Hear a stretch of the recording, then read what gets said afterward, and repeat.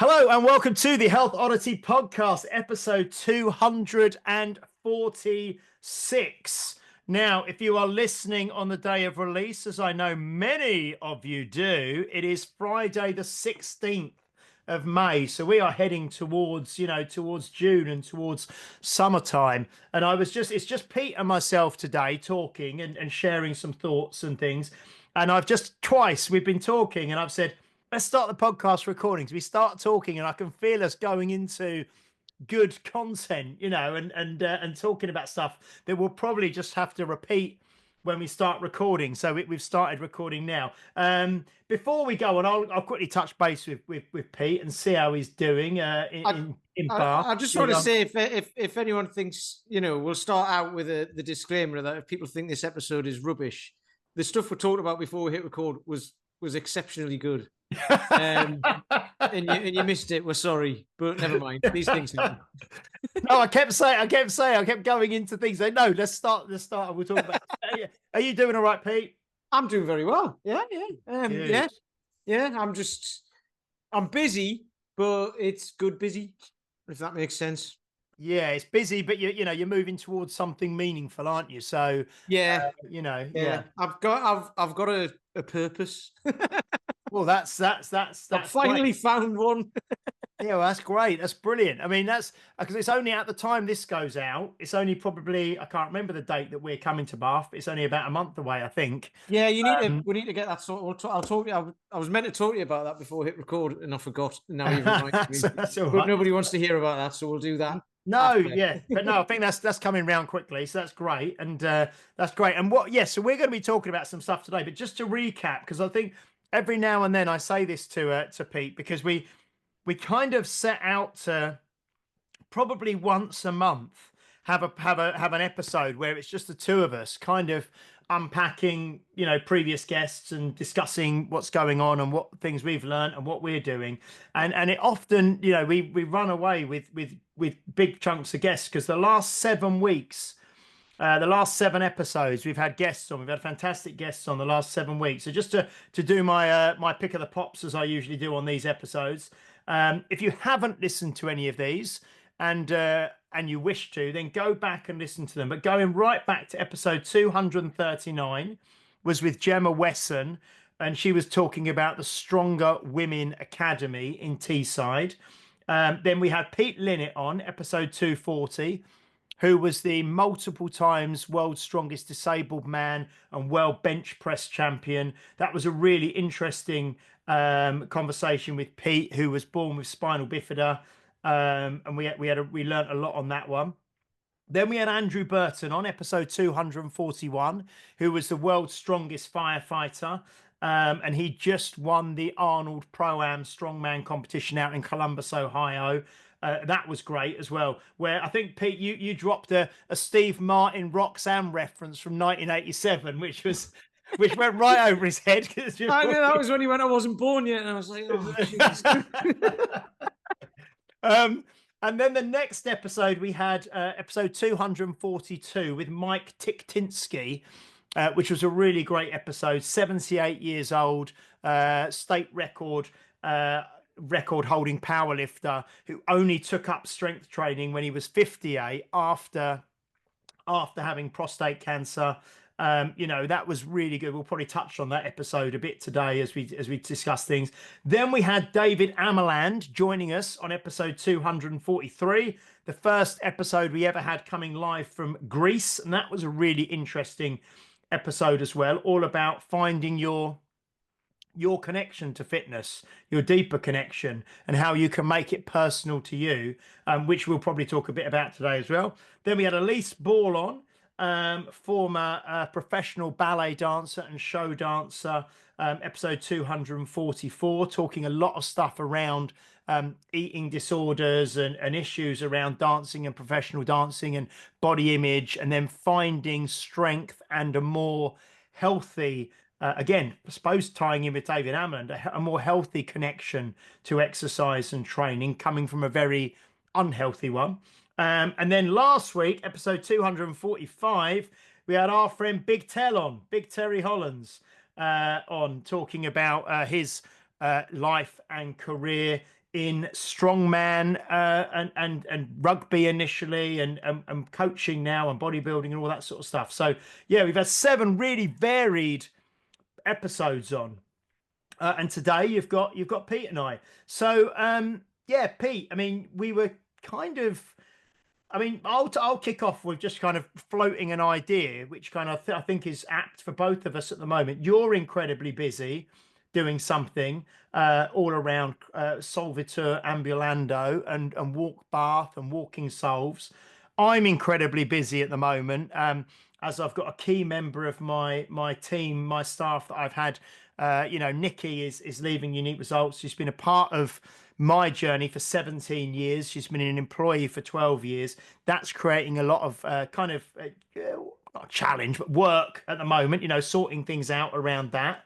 But one of the things that I did a video for the members on the other day was the importance of, and tying back to Mike Tiktinsky and David Amerland, having an anchoring or a deep connection to your exercise and your training. And so that at times of increased stress, increased busyness, increased challenges, you can still fall back on this kind of connection that you have to moving your body and the benefits that you see from it.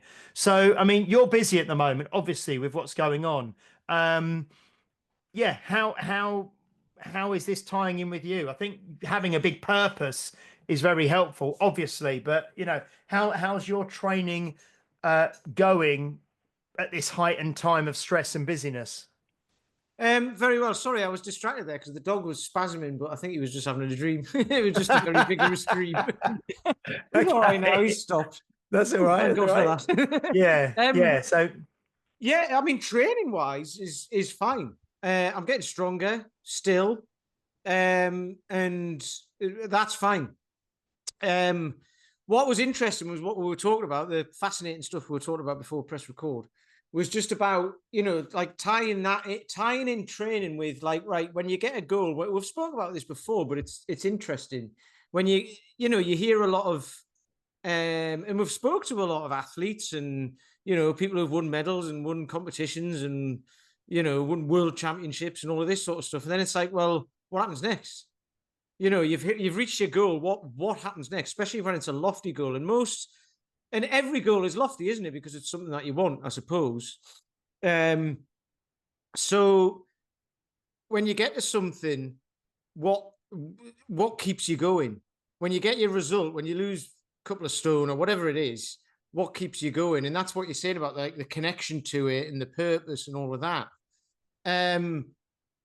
And we were talking about it within business because we're both, like, it sounds like we're having a similar sort of thing at the minute. Like, I've started something new, and it's not new anymore.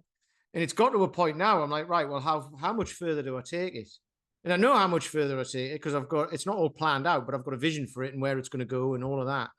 And I keep coming up with new ideas because it's got a life of its own. I can't stop doing it. Same with training. I can't stop training. I could, but it's going to take me back to somewhere where I don't want to be.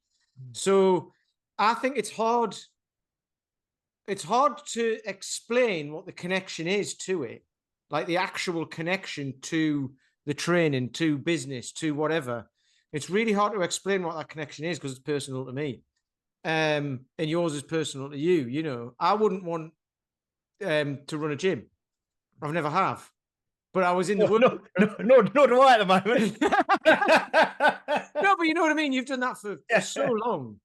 But you were saying, you've got a new business coach and all that sort of stuff. Because it's like, well, you run it for so long, but everything stagnates, doesn't it? Everything has to keep moving. Even if you've got a great thing, it's a great thing until the next great thing comes along. And then you're like, oh, it's out of date now. It needs to move with the times and all of that.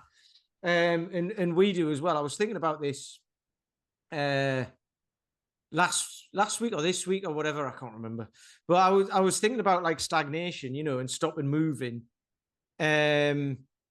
Oh no, it was about I was talking to somebody about walking and how, you get yourself out and about into the world, into nature. You go with a community of people who are engaged and supportive and all of that. But it's moving as well. It's movement, because when you stop moving, things stagnate. You look at standing water stinks, doesn't it? And anything that lives in there is stuff that you don't want to go anywhere near. You're like, well, it's just a bit rank, isn't it? And like that's what happens to your body. So and your brain. So a bit of a ramble there, but that's kind of if I stop any of this, that's what happens. I become like a stagnant, not even a pond, because ponds are living, they've got plants in that, clean them and stuff like that. So it's standing water, but it doesn't necessarily get dirty because it's like an ecosystem, isn't it?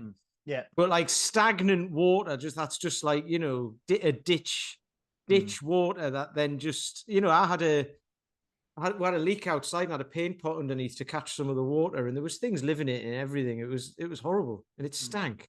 So I just had to get rid of it, So anyway, yeah.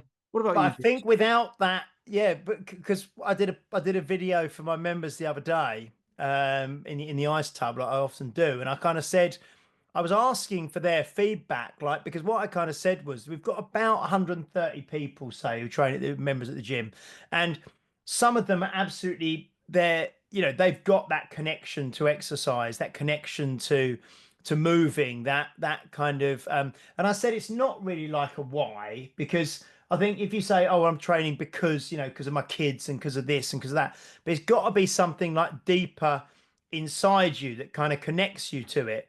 And I said that I just know how much better it just on a personal level. Once I've moved, once I've exercised, once I've trained, I feel so much better in my body, in my mind. My mental health feels better. My clarity is better. I feel more positive. I feel more uh, productive. All this kind of thing. So that's kind of a connection that's kind of different from your why, which is, to be a great dad or whatever. It's kind of a deeper connection to it. And I kind of ask people to give their stories or their experiences, because the people who are really consistent with training and it's become just a part of their life because they have this connection to it, I wanted them to share their experience to maybe help the people who, because there are people obviously who struggle, who I said they train because they feel they should, and they're the kind of people who maybe stop and start a bit, or they're not very consistent with training, or you might see them a few times one week and then you won't see them for 2 weeks. So it's how we can help those people foster and forge this connection to moving. Because until you get that, and this is what David Amerland was saying when he was on, until you get that, you feel like you're kind of having an internal battle and an internal struggle, and you're fighting a losing battle, really, because your conscience, you're consistently trying to your conscious brain is trying to fight with your unconscious and your subconscious to get you to do something you don't really want to do. Do you know what I mean? So until you actually want to do it deeper, Yeah. you're just gonna, you're banging your head against a wall, because we've said loads of times, haven't we? Your actual conscious mind, it only operates probably about 5% of what you do, and everything else is underneath the surface. Well, that's the thing when you say your conscious brain's battling your subconscious brain, but you don't even know it Hmm. because your subconscious, if you're not even aware that's yeah, not aware that it's there, but aware what it's saying to you, and you're Hmm. trying to tell yourself something different. That's where people get that, like, the low level of anxiety and stuff. There's something up and they can't figure out why, because they're Hmm. telling themselves they need to do something, but there's something over here in their subconscious, totally out of their awareness, telling them not to bother. So, and Hmm. that wins. Like it's yeah, Because I suppose wins most every people, time most basically. most people can relate to having these internal dialogues and these internal battles of even a simple one. Are you going to train today? And then there's so many things pulling you. No, you need an extra rest day, or you really should spend more time with the family, or you could be, mowing the lawn, or whatever, or actually, yeah, whatever it is. Your brain will come up with hundreds of excuses not to, and then you're just trying to. But if more often than not you kind of lose that battle and you don't, then something's not right, is it? Where There's more times, but we all have those. You know what I mean? Even the people who there's train all the time. there's one of the guys who I train his son's doing his mock GCSEs, Hmm. right? He'll be doing them soon. So like over the last couple of months, he's been revising. And this guy, Dave, he's hilarious. He's like, my son has never made me so many cups of tea. It's unbelievable. He's offered to wash the car, cut the lawn, everything. His son's like, yeah, do you want us to wash the car, Dad? And he's like, no, it's fine. Honestly. And he'll do anything but revise. That's called productive avoidance. I know, but Yeah. imagine if he didn't have revision to do, he'd be like, son, do you fancy washing the car? He'd be like, no, why would I want to do that? You know what I mean? So it's hilarious, isn't it? And this goes on without you even noticing. Yeah, and that is that. Yeah, your brain giving you so many other things to do other than the thing that you know it needs to do or you need to do. Yeah. Deary me. Yeah, so I know that the Mike Tiktinsky episode we had a few 1, 2, 3, 4 weeks back had quite an impact on you and on me as well. And you shared that one widely. And I know that you've said how important you think that one was and how powerful. And one of the things that you mentioned, if you can talk about it a little bit, maybe, was the fact that you said we can talk about stuff all the time in our 40s, and you can get people in their 20s and 30s and even their 50s saying about longevity, training for getting. But when you've got someone who was Mike's age, 78, telling you it, you kind of, it's got a different level of, you sit up and listen, don't you? You have to, because it's So what did you find so kind of interesting stroke powerful about that episode? Well, I don't know if this is gonna sound weird or not, but people blame their genetics for stuff. And fair enough, some people just are fighting a losing battle. Not many, but some people aren't they? They can do whatever they like. And they're just they're just gonna die young. However, that said, Mike's had cancer, a heart attack, 2 new knees, shoulder surgery, practically a new shoulder by the sounds of it. Yeah. All of these things. And it's like, so genetically, he's not gifted by any stretch of the imagination. It doesn't sound like, anyway. We don't know what his genetics. Well, I remember though he said, didn't he, that he'd never really excelled at any sport in his life until he's like in his 60s when he starts powerlifting. So he was never exceptional at running or anything that he did before. Yeah. So yeah, I just find it interesting because he's, like, you can do all the right things and get cancer. All these things in the world that cause cancer and then don't. And then a new study says they do. And then, it's all right, actually, now. You can have a glass of wine, but not 2. All of these things, I mean, it's hard to know, isn't it? You could live the cleanest life and get cancer and live like, well, Keith Richards is the prime example, isn't it? You know what I mean? You can do whatever you like and live forever. So it's like, there's so many different factors. All like any study, Paul McElroy's talked about this, hasn't he? You have to be careful of studies because who's done it, who's funded it, and all this. But like when studies say that they've taken away all different factors and stuff like that, it's like, yeah, but you can't really, can you? I get it, and it's got to be done, and it's for like, we've got to do these studies and stuff like that because they do bring through breakthroughs and all of this. But someone like Mike proves that you can overcome stuff, like big stuff as well. Like prostate cancer is not no small thing, is it? Quite literally, because it'll end up massive. But it makes me think that I'm on the right track doing what I'm doing, because the other thing I was thinking about as well, and it didn't get on my nerves, but there was a couple of things on telly recently, and they were talking about how movement's good for you and movement snacks and all of this sort of stuff. And I'm like, right, we've been saying this for years. Phil McDougall goes on about movement snacks all the time, doesn't he? And so does Dan John and stuff like that. And then there was another thing, and they were talking about blue zones. I can't remember what it was, but there was some people traveling around them somewhere, and they were like, you can go to the gym, you can eat healthily and get some sleep and all of this sort of stuff. But if you're stressed, that's the problem, because that'll kill you. And in these blue zone areas, that's where people don't wear watches and all that. They don't know what time of day it is. They just go out fishing, and then they feed the family when they're hungry. And when the sun goes down, they know it's night and all of this sort of stuff. And they're still like, and these aren't like remote villages. These are people like in Greece and Italy and stuff like that who just live a slower paced life. And it's stress the reason why they live longer is because probably is because they eat well and they eat off the land and all that sort of stuff. But there's just zero stress there. And I think I don't have zero stress, but I have less than I used to because what I'm doing with walking solves and all that sort of stuff is feeding me. And actually, the stress that comes from it is more excitement. If something goes wrong, it's like, right, what can I do about it? Because whatever it is that's gone wrong, if I fix that or do it a different way, it'll make it better. And Mm. then it can't, and then it definitely won't lose. So that's then when I look at Mike, he clearly had a job he loved. He's retired from that.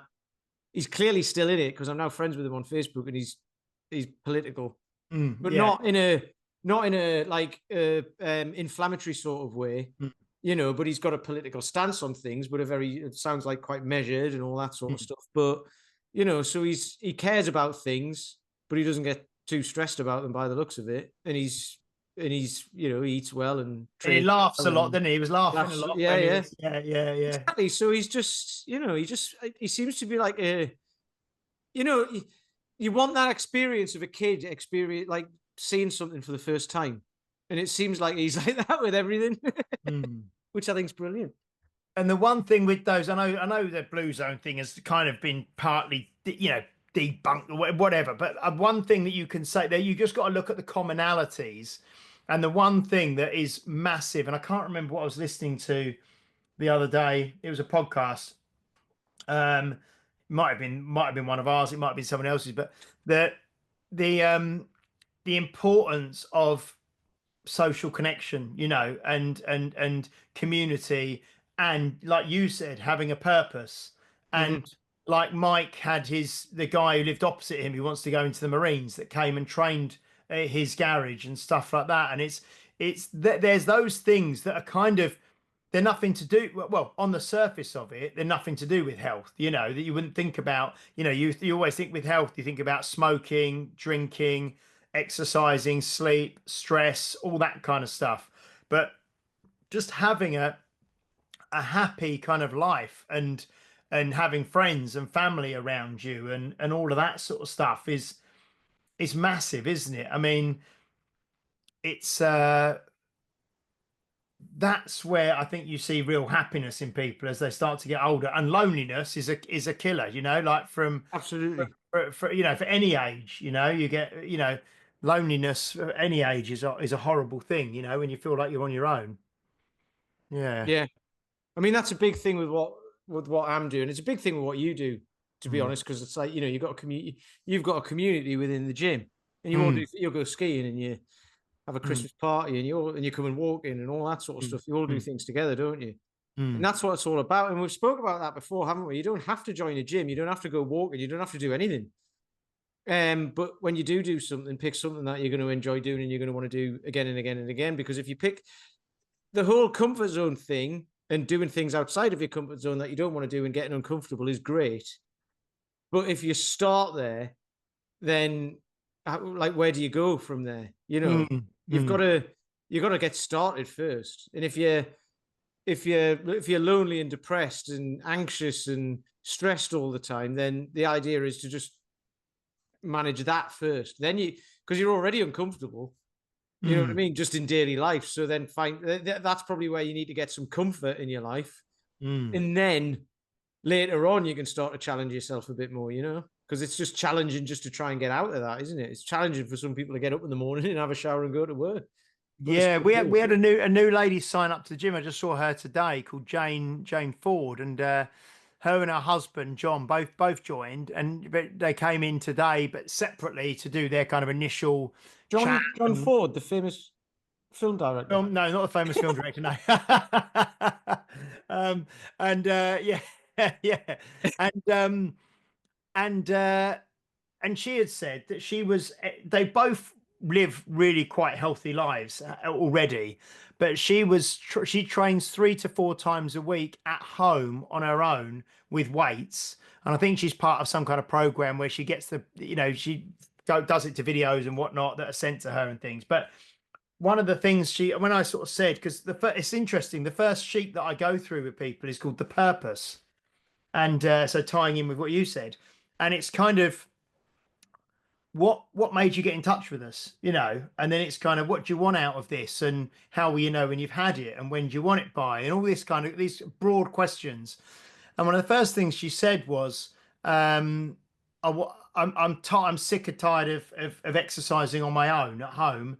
I want to be in a community. I want to be around people. I want to be, doing different things as well, and just be with other people. Because yes, you can exercise and train on your own at home, and some people really thrive on having that kind of garage gym, like Mike. I think if you're really, I don't know really what the personality type is, but if you're really committed and you can just be given a program and follow it, and you train on your own, obviously as well. But if you're that kind of, but then you get a lot of connection and community elsewhere. But if you some people can just operate well on their own, and that's fine. But then you probably find that they've got nice amounts of social networks and connection, and do things outside of that. Um, but this was her thing. She wanted to be training with other people again. Just so, and like you say, you can go for a walk on your own. Nothing's stopping you going for a walk on your own. But going for a walk with 20 or 30 other people and having a chat with someone the whole way round is probably a more pleasant way of doing it. Yeah, it's interesting that because I had a conversation with someone last night actually. What you've just said there is this lady's come to join your gym because of Mm, that. Some people might look at that and say, I hate gyms. I don't want to join a gym for social connection. mm, But there's a difference. Yours is a gym, but it's not a gym, is it? It's a, mm, it's not one of those places where you're going to go and everyone's showing off and it's mm, banging music and all that, all the like the Globo gyms, which there's nothing wrong with. mm, But that puts a lot of people off because they're like, if I want a social connection, I might want to chat to someone on the treadmill or whatever. It doesn't matter how the social connection works if that's where you want to go. So people say gyms are a great place for that, but those are people who love gyms. mm, But yours is a great place for that because it's not like that. mm, You've got a coffee area and all of that sort of stuff. mm. But somebody was saying to me on the walk last night, she's been trying to rope her. She says she's now a walking Saul's ball. She was at a She's a party. recruit. She's a recruiter. She's Yeah, like yeah. She was at a a ra- party the a, other ra- week. a raving fan. Yeah. Yeah, yeah. She was at a party the other week telling her friends about it. And one of her friends was like, I can't think of anything worse than going for a walk with a bunch of people. It just seems awful because like you're gonna have to go at a different pace that you want to go at, and you're gonna wait around for people and all of this. And number one, it is going for a walk with other people, with a bunch of people, but you end up talking to like two or three people. Mm, But then what happens is you end up going through a gate or something, and then you end up talking to someone else. But you're not walking around in a group of like 50 people. Um, and also, there was another lady there as well who said she thought she would have been like that like 10, 15 years ago, as I would have been. I would have been like, why do I want to go walking with a bunch of people who I don't know? Like, what's the point? Um, and I still wouldn't want to do it all the time. I do it twice a week at the minute, and then every other walk is with Sid. It's me and mm, him, or me, him, and Sean. And I love that as well, because then I can get to go at my own pace and I mm, can go wherever I like. Whereas on these walks, we'll have to go at the pace of the person at the back. Or we can walk faster, but we'll have to regroup and all of that. But yeah, this lady had said, her friend had said, why would I want to do that? But she's never tried it. What she's doing is basing it on all walking groups that she's ever seen or thought about. And she's got this thing in her head of like walking groups are just full of like stuffy old people or people mm, stop and have sandwiches or don't have a good time. They're there to walk and be serious about it and all that. And it's like, no, it's not like that at all. We'll just go for a chat. The walking thing happens is just a way of doing it, mm, like a facilitation. So there's one of that's one of those things of like finding the purpose of finding a connection in a community and a supportive, engaging community. So if you mm, join somewhere that's just full of people and you don't speak to anybody and all of that, you can be in a room full of people and feel lonely. mm, That happens very often. But if you join something that actually has a connection and people are engaged, as in people will talk to you, people will try and help you, and then people are supportive as well, you're onto a huge winner. That's the community you want to be around, isn't it? mm.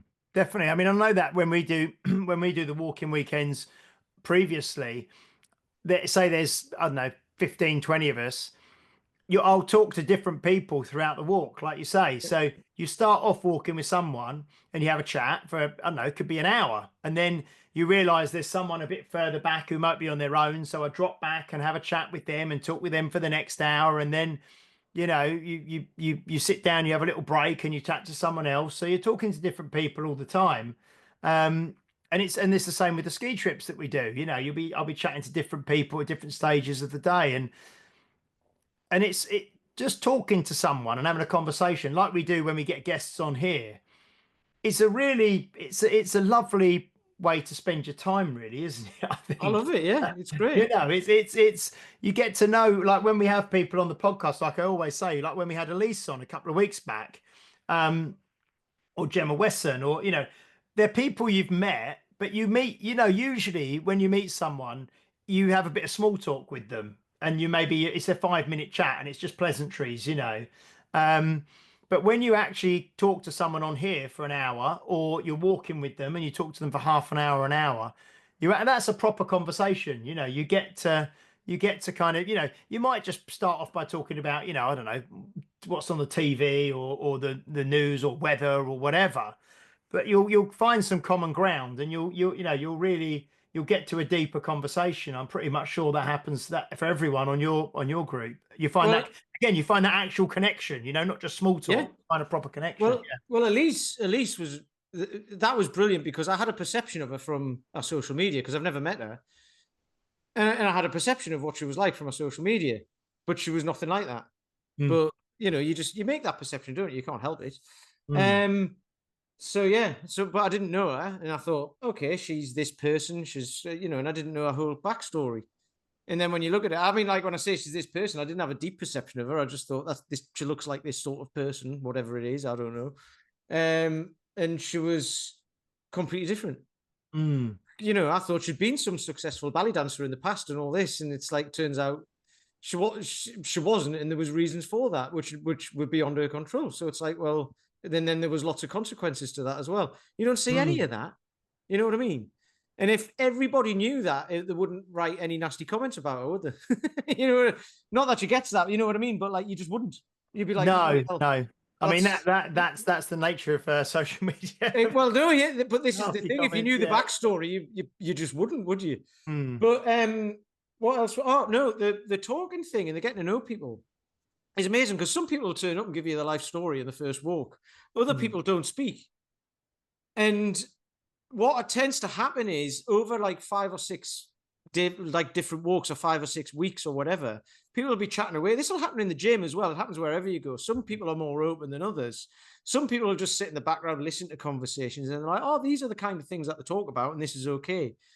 Um, but then they'll just be having a random conversation 6 weeks down the line. They might have met this person 2 or 3 times. They'll say one thing, and then all of a sudden it's like, oh, I'm into that, or I've had that experience, or my marriage broke down like that, or whatever. You know what I mean? And then all of a sudden they've made this connection, and then they're swapping numbers at the end and going for coffee and all of this. It's like I mean, that happens with your place. You've got lots of people who've made friends and everything, haven't you? So I love it. Recently, no, actually, you don't. I was thinking you've been on one of the ski trip. I don't know why I thought you'd been on the ski trip. You haven't, but there's a couple of people who've been skiing together and that see each other on the gym trip, but then they don't really see each other at the gym much because their paths don't kind of cross. They don't train at the same sort of times, really.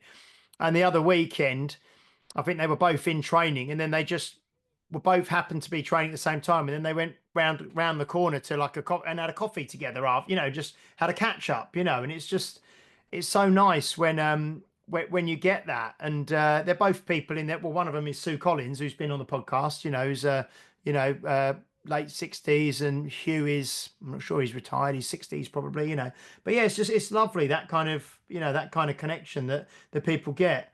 Yeah, no, it is nice. And I think that's what we need. So you've got a connection obviously with others, which we've kind of moved on to a little bit, but we need to find this connection ourself to movement and to exercise, and connection with others can help you adhere to that, certainly. But I think without that, you're always, you're kind of you're trying to train because you think you should rather than Yeah. it's what you want to do. Um, yeah, it is fascinating because if you could bottle that connection to exercise, everyone would do it. Well, we were talking about this with David, weren't we? And it's like Mm, the actual things that you do are pretty much the same for everything. mm, But the idea is that it's the connection to it that is the thing. mm, Because you, which will then mean you'll go and do the thing. mm.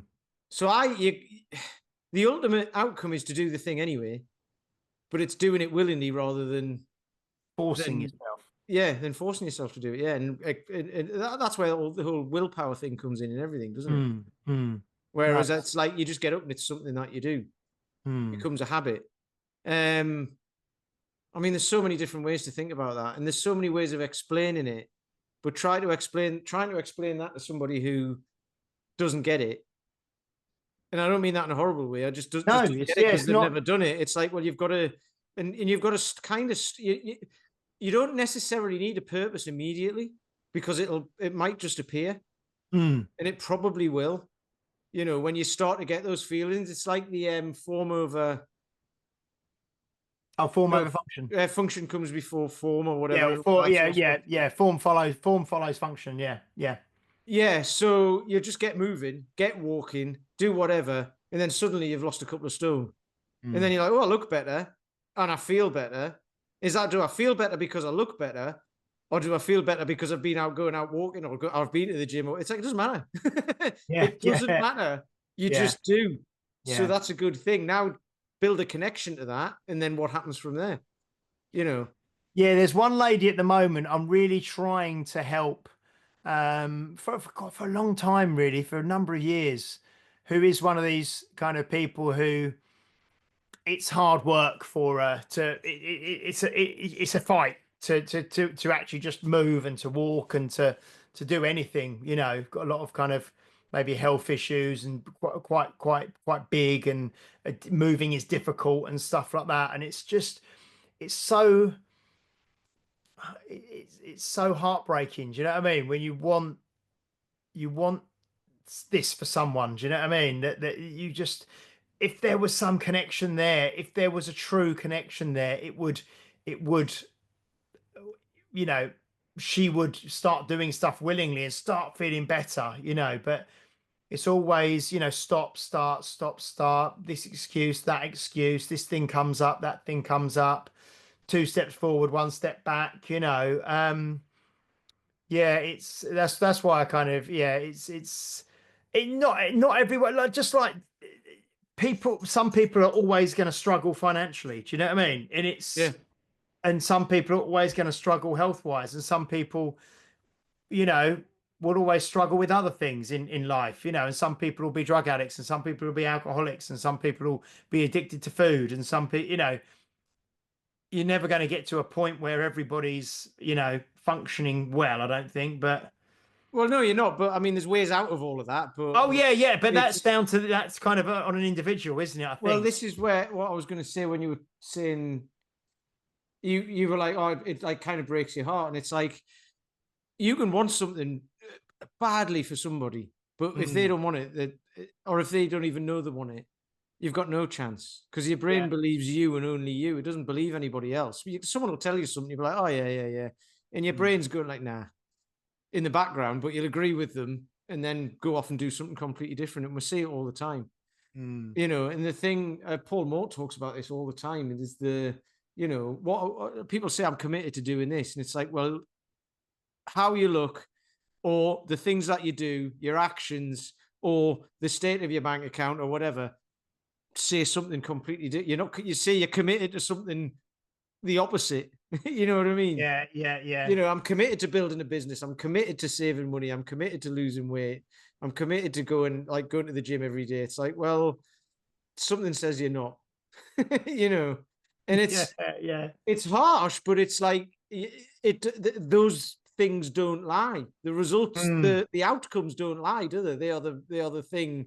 They are the result of what the actions that got you there. Like, what does it look like in 20 years? what you Yeah, look because I like think the in. thing is, people say there's something I read. If this isn't the exact quote, but it's something like, people will judge you based on your results, not your goals. Yeah, You know what I mean? Doesn't matter how fit you want to be, or how whatever you want to be, or how much of a good person you want to be, or how big a business you want to have. yeah. It's judged by what you've actually got, and because what you've actually got is the result of what you've actually done. Do you know what I mean? Not But what you're saying you're going to do in the future.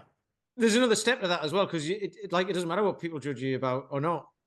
And you can say that, you can say it doesn't matter. It doesn't matter what people judge me about. It's like, well, it doesn't matter what other people think. It's what you think of yourself. And Mm, if you're judging yourself in the same way those people would, of, mm, well, I want this, but I haven't got it. I want to look like this. I want to be fit and healthy. I want to be able to walk up them stairs or that mountain or whatever in between, but I mm, can't. And I never will be able to. You're judging yourself, aren't you? mm, You're putting yourself in that place of like, this is me, this is who I am. I am never going to be able to do that. But mm. we change constantly. You I know, was watching yesterday evening. My little Xander, who's 5 years old, loves watching He-Man now. And there's He-Man on my shoulder. And it's the old He-Man as well, like the I've 1983 I've watched a few of those. They showed up on my on Prime Amazon. or whatever, Yeah, yeah, and I've yeah. watched a few. They're funny. The reason I They say are funny. is because we were watching one yesterday. It's so lovely because just before he goes to bed, or half an hour before he's going to start going up and get ready for bed, we put one of these He-Man episodes on, and it's from like 83, 84, and it's the stuff that I would have watched. But at the end of every episode, there's like a little, like a lesson that you should have Yeah, learned, and it's really good because either He-Man or Man at Arms or Teela or someone will say will kind of summarize the learning that you can take from the episode for your own life. And I really, but for some reason on Amazon, it won't let you rewind or pause it because it's kind of broadcast live it's some weird thing. But the one yesterday was about changing yourself. Like, and the message at the end, so the story, I can't remember exactly what it. Oh no, that this lady who was a baddie became a good, basically changed, became good, saw the error of her ways, blah blah blah. And the lesson was like He-Man saying, and remember, he goes, you can change just about everything, anything about yourself if you want to. You just have to really want to and work out this, that. And it's this like He-Man, like giving you a personal development lesson at the end. But it's so true, like anything you don't like about yourself or that you can't, that you can change, you've got power to change and blah blah blah. yeah. And it's a really really good go. I'm really really enjoying watching it again because it's nostalgic, but I just love seeing how much he loves it as well. I remember those end bits being really cheesy. Yeah. However, when you're a kid, they're not, because you probably go to school and like you'll be talking to your friends about He-Man and all that sort of stuff, Hmm. and they're like, oh yeah, the bit where he beat that bloke up or whatever, with got his sword out and did the thing, and all of Yeah. that. It's like, yeah, yeah. Nobody ever went, it's powerful at the end though, wasn't it? That bit, they'd be like, oh, what are you know what I mean? You get ridiculed, but everyone's probably thinking the same thing. Because everyone wants to be He-Man, don't they? So they'll be Yeah. watching it. You've got the most perfect man in the world with rippling muscles and all that sort of stuff, who's the most moral man in the world as well, telling you can change yourself. Because I don't have to, because I'm perfect, but you can. But no, they're really interesting. They're really like Yeah, little personal development nuggets for kids. yeah.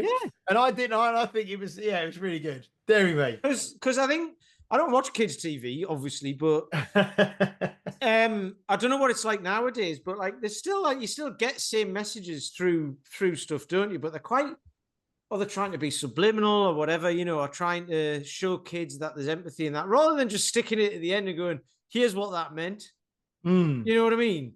But yeah, then, these days there's probably an element of like, well, I got something different out of it, and I didn't think it meant that, and I think for myself and did it and all that, and it's like, right, here's what but it's like, here's yeah, what we're trying to do. We're just trying to help, because some people feel like they're not good enough sometimes, and we were just trying to say that you are, because everyone yeah. is. So there you go.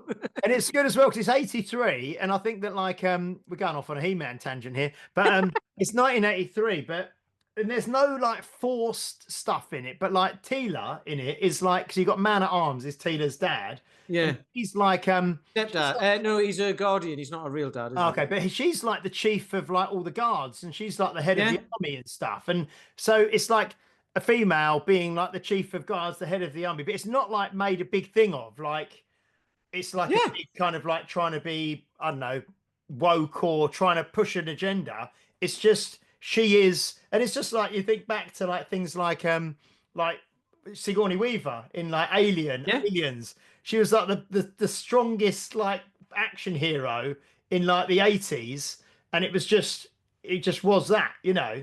Yeah. It was but yeah, anyway.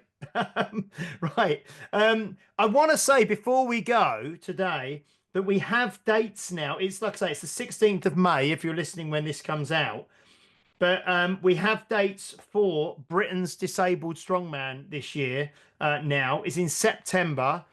It's the 13th and the 14th of September at Brunel University in London. Pete and I will both be there again, won't we, Pete? Yep. Share a Yep. room. And I I'll try think, not. I'll try not to flood the kitchen this time oh, because okay. Yeah. there was a knock at the door, wasn't there? I had a shower. You had a shower, and it was fine. And then I had a shower, and there was no water. Like it was all within the bath. It wasn't like I was like using the place like a wet room. But there was a knock at the door, and it was the last room reception. She was like, "Have you just had a shower?" And I was like, "Yeah." You Why? flooded our reception. Yeah. No, yeah, for the Um, kitchen. but yeah, so the 13th for the 14th of September at Brunel University. It's a Saturday and a Sunday. Pete will be there. I will be there. Alex Nicole Bennett, who's been a guest on the show, will be there. I'm Yeah. sure Pete Linnett will be there. I'm sure Louise Greer will be there. I'm sure Sitting Bull UK, David Walsh will be there. You know, all these guests that we've had on the podcast will be there, I'm sure. Health Oddity are once again sponsoring the event this year. So, you know, we will be there in force. We'll be sponsoring the event. We'll probably speak to Gary Clark leading up to it. I'd imagine we'll see if we can get Gary on. But yeah, that is a great, great weekend. So that's the 13th and the 14th of September at Brunel University in London. It's about 10 minutes, 15 minutes drive from Heathrow Airport. So that's whereabouts that is for Britain's Disabled Strongman on the 13th and 14th of September. And on the back of that, Terry Hollands, who was the guest last week on the podcast, is confirmed we're doing the 1st of June for the workshop at Unique Results. I'll be posting some stuff soon with how you can sign up for that. But all money from that is going to go to Britain's Disabled Strongman this year as well as us sponsoring the event as well. So yeah, that's going to be great. So that'll be, yeah, look forward to that again, Pete, this year. I'd just like to say, by the way, for anyone listening, that is all James is doing. I've not been involved in any of this. I just turn up and like help lift the light stuff. No, but you're But very you've done all of much, that, no, so you're that is very, amazing. That very, is amazing, though, James. Honestly, it's like yeah, the sponsorship and the yeah. and getting like because Terry obviously Mm, said he'd come and do it for free. What he was mm. doing to get some Content filming and get stuff some like that. content in that, which is Yeah, yeah, amazing of him to yeah, do that as well. yeah, yeah. But it's like no, we'll charge and give the money to Yeah. the So that's gang. nearly ready. That's nearly ready. In fact, by the time this podcast comes out, that will probably be live. Yeah, yeah. That I'm sure that'll be live. That you can sign up to come to that. I think it's £48 we're doing it for a 4-hour workshop with Terry Hollands, and it's got all the stuff on there that you can that you're going to do. So that will be out, I'm sure, by the time this podcast goes live. Brilliant. Cool. Well, that was good, Pete. I enjoyed that. Always enjoy a Yep. catch up. I have, hopefully, we're going to get, I'm just finalizing the guests for next week, but we should be back with a guest again next week for episode 247. So we'll be back with that. Yeah. Have a fantastic week, everybody. Thank you for watching, for listening. Please do like, share, subscribe, leave a review if you're watching or listening on a platform that allows you to do so, especially if you're on Apple Podcasts. I haven't checked recently, actually. If we have any, I'm going to do it now because it'll only take me a second while I'm on here. If we've had any more reviews come out, I can't see the latest one. I don't think we have. But if we get a review on there, I will read it online and then we'll give out the merch as well. Okay. Brilliant. Until next week, thank you, Pete. You're welcome. You're welcome. Good. And we'll see you next week for episode 247. Until then, bye-bye.